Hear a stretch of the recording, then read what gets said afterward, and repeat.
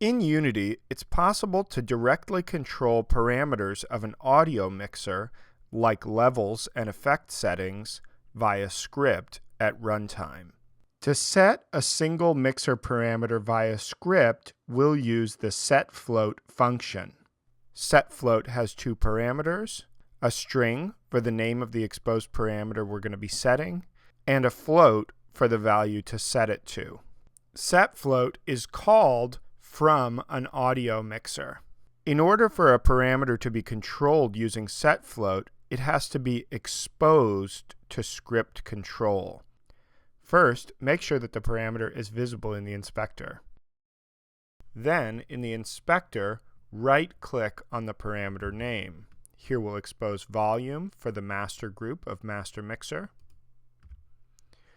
Right-click and choose Expose to Script. When this is done, you'll see a little arrow appear beside the name.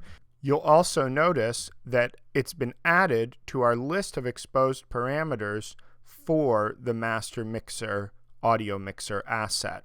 If we click on the list of exposed parameters, we'll see two parameters that have already been exposed, music vol and SFX vol, which correspond to the volumes of the music group and the sound effects group of master mixer. And we have a third called myExposedParam. MyExposedParam is our new parameter, and we can see that it's the master volume. If we double click on it, we can set its name. The name that we choose is the string that we'll pass to SetFloat when setting the value via script. Here's one example of how we can use SetFloat, in this case to control the music volume and sound effects volume balance in our game. Here we have the Nightmares project, which is available as a free download from the Asset Store. And we've added a simple pause menu with some audio options to it. Let's check it out.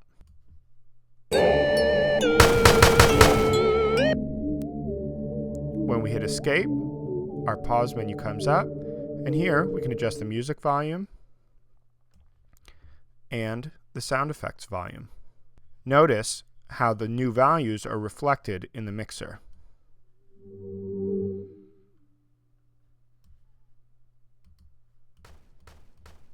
Now that we've seen how to expose parameters to script control, let's look at setting their values via script. On our game object AudioMixer control, we have a script called mixLevels. In our mixLevels script, we have the namespace declaration using UnityEngine.audio, and what this allows us to do is to access classes like AudioMixer, which are members of UnityEngine.audio.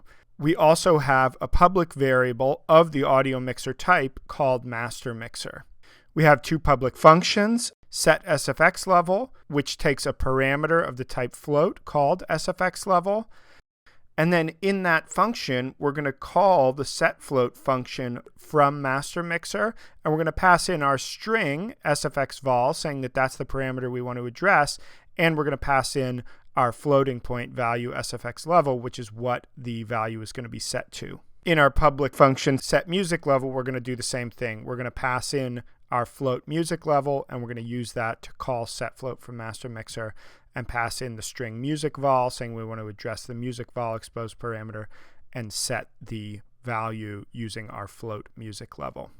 In the Unity editor, we've dragged our master mixer audio mixer to our master mixer variable slot. In order to set the floating point values in mix levels, we're using the UI system. Here in our menu canvas, we've got two sliders. Here's our effect slider. In the slider script of our effect slider, we're choosing our audio mixer control from our list of objects in the scene. With the audio mixer control game object selected, we're going to address our mix level script and set SFX level within that to pass the value of the slider to SetFloat. For our music slider, we've gone through the same process, but in this case, setting it to the float of setMusicLevel.